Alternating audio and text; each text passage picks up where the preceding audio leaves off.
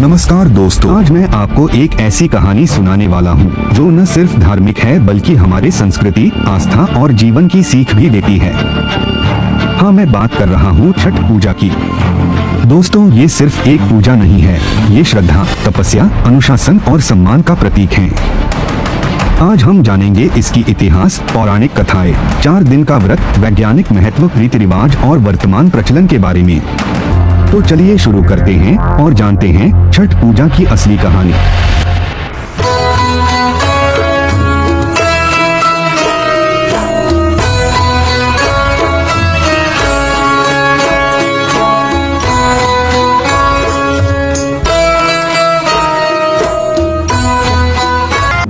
दोस्तों, छठ पूजा की जड़ें बहुत पुरानी हैं। इसे मुख्य रूप से मिथिला, बिहार, झारखंड, पूर्वी उत्तर प्रदेश और नेपाल के तराई क्षेत्रों में मनाया जाता है। पुराणों और लोक कथाओं में कहा गया है कि सबसे पहले यह पूजा सूर्य देव और छठी मैया को समर्पित थी।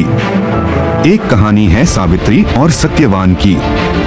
सावित्री अपने पति की मृत्यु रोकने के लिए कठोर तपस्या करती हैं और अपनी निष्ठा से सूर्य देव को रिझाकर अपने पति की जान बचाती हैं। यही श्रद्धा, तपस्या और संयम छठ पूजा में दिखाई देता है। महाभारत में भी देखा गया है कि पांडव और ऋषि सूर्य देव की आराधना करते थे। कठिन व्रत और सूर्य को अर्घ्य देकर वे अपनी शक्ति, स्वास्थ्य और मानसिक शांति पाते थे। मिथिला के राजा और रानी भी इस पूजा का आयोजन बड़े धूमधाम से करते थे। उनका मकसद था कि जल और प्राकृतिक संसाधनों की रक्षा हो और प्रजाजनों में अनुशासन और एकता का संदेश फैलाए। तो दोस्तों, आप देख सकते हैं कि यह पूजा केवल धार्मिक नहीं बल्कि एक जीवन जीने की शैली भी थी।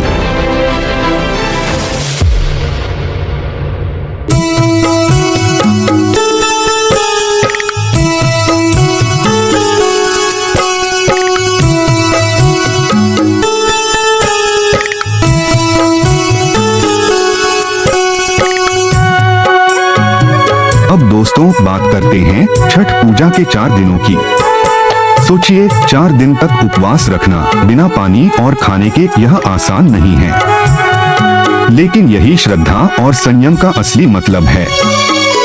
पहला दिन नहाए खाए। श्रद्धालु इस दिन नहाते हैं और शुद्ध भोजन ग्रहण करते हैं। घर और पूजा स्थल की सफाई पर पूरा ध्यान दिया जाता है।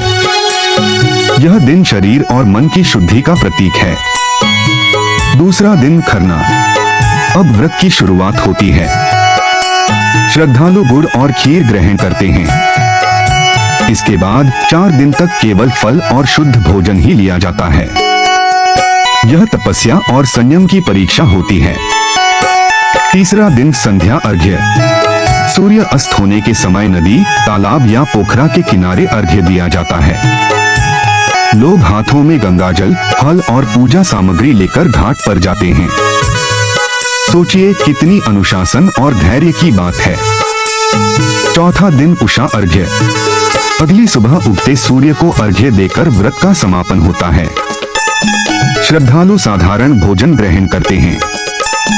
तो दोस्तों, 4 दिन केवल व्रत नहीं बल्कि शरीर, मन और आत्मा की शुद्धि है।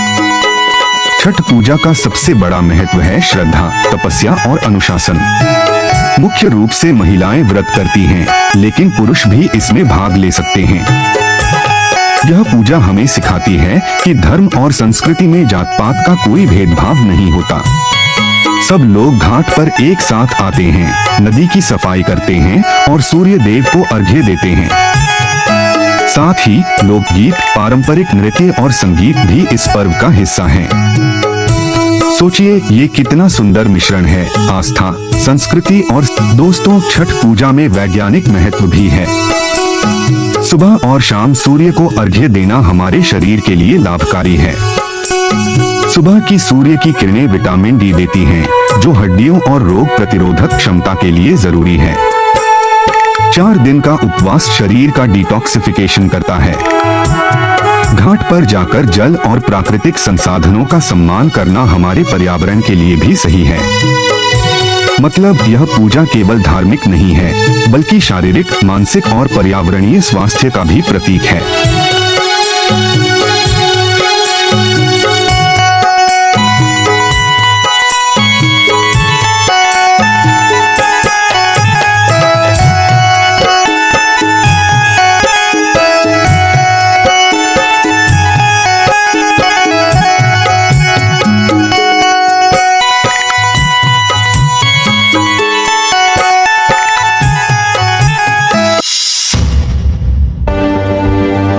दोस्तों, मैं आपको छठ पूजा से जुड़ी सबसे रोचक कहानियां बताता हूं।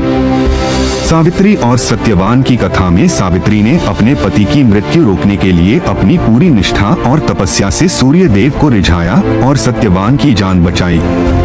महाभारत में पांडव और ऋषि सूर्य देव को अर्घ्य देकर कठिन व्रत करते थे ताकि शरीर और मन दोनों शुद्ध हों और शक्ति और मानसिक शांति मिले। मिथिला के राजा और रानी छठ पूजा का आयोजन इसलिए करते थे ताकि लोग नदी और तालाब की सफाई करें और एकता व अनुशासन का संदेश फैलाएं। अयोध्या में कहा जाता है कि राम और लक्ष्मण ने सूर्य की उपासना करके अपने राज्य में सुख शांति और समृद्धि बनाए रखी। दोस्तों, ये कहानियाँ हमें यह सिखाती हैं कि श्रद्धा, तपस्या और अनुशासन हमारे जीवन में कितना महत्वपूर्ण है और यही छठ पूजा की असली भावना है। आज भी बिहार, झारखंड, पूर्वी उत्तर प्रदेश और नेपाल के तराई क्षेत्रों में लाखों श्रद्धालु घाट पर इकट्ठा होते हैं। सोशल मीडिया पर छठ पूजा की तस्वीरें और वीडियो बहुत वायरल होते हैं। बड़े घाटों पर श्रद्धालु नदी और तालाब की सफाई करते हैं, लोकगीत गाते हैं और सामुदायिक सहयोग के साथ उत्सव मनाते हैं। मतलब पुरानी परंपराएं आज भी उतनी ही जीवित और मजबूत हैं। दोस्तों, छठ पूजा को यूनेस्को इंटैंजिबल कल्चरल हेरिटेज में शामिल करने की मांग भी हुई है।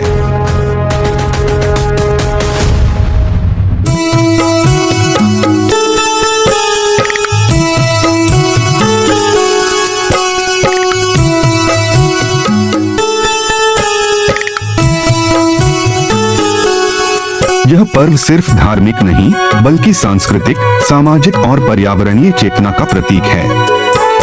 छठ पूजा हमें सिखाती है कि सच्ची श्रद्धा केवल शब्दों से नहीं बल्कि कर्म और अनुशासन से साबित होती है।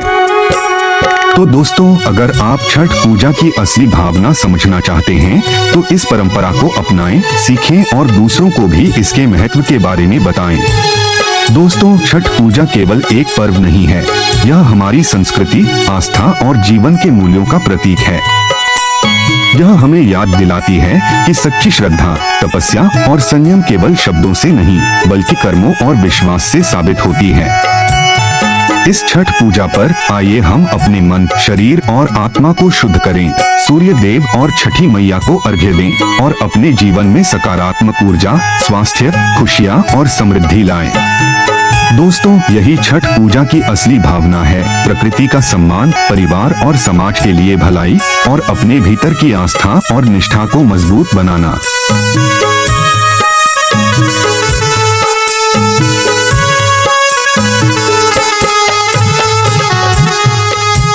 अगर आपको यह वीडियो पसंद आया हो तो हमारे चैनल को सब्सक्राइब करें, वीडियो को लाइक करें और इसे अपने दोस्तों और परिवार के साथ जरूर शेयर करें। आपका यह छोटा सा सपोर्ट हमें और भी नए, रोचक और ज्ञानवर्धक वीडियो बनाने में मदद करेगा ताकि हम आपको लगातार संस्कृति, इतिहास और प्रेरक कहानियाँ दिखा सकें। तो दोस्तों, जुड़े रहिए, सीखिए और प्रेरित होइए। जय छठी मैया।